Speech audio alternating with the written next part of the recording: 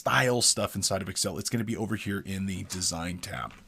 And front row and center, we've got our pivot table styles listed right here in the middle.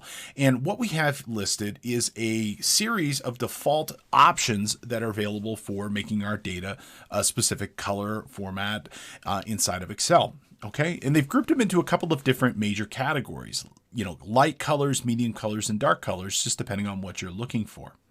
And you can see here as I hover over this, automatically it is changing the visual appearance of that data behind it.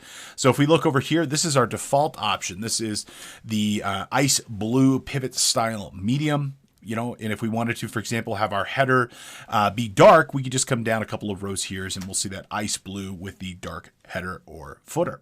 Now, this is so much preferred to manually styling our data inside of Excel.